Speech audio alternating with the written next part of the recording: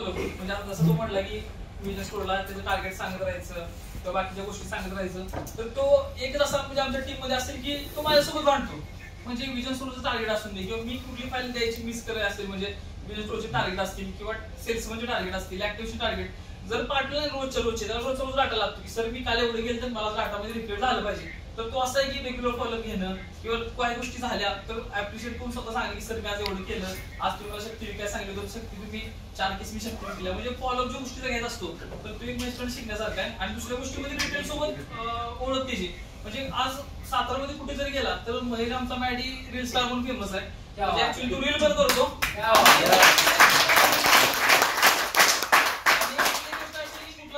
मी पण मार्केटमध्ये असतो, ते जरी रिटेलला ऑर्डर नाही दिली, रिटेल वैतागला किंवा काय, म्हणजे रिटेल असतं ना की सकाळपासून 10 ला मार्केट चालू करणं, म्हणजे दुपार उघडणं किंवा 8 ला उघडणं, किंवा आम्ही जातो 1-2 ला मार्केटला, रिटेल वैतागलेली असते की बाबा जा म्हणते तू, म्हणजे एवढ्या ऑर्डर तुला देणं हे करणं किंवा तुझी कट कर, त्याच्यात त्या आपण सिच्युएशन हँडल करणं एक सेल्समॅनसाठी म्हणजे टॅकल असते की बाबा रिटेल पुढचा वैतागला, ऍक्च्युअली त्याला रिक्वायरमेंट असता पण तो वैतागला सुद्धा मग ऑर्डर देत नाही. तर त्यात त्याला शांत करणं, बाबा ठीक आहे काय झालं का, माझं काय चुकलं का, किंवा थोडंसं त्याला हे करणं, किंवा कधी तर व्हिडिओज बघा घेतो की बाबा मी आलोय गणेश मार्केटिंग मध्ये आणि मला ऑर्डर देण्यात आली ते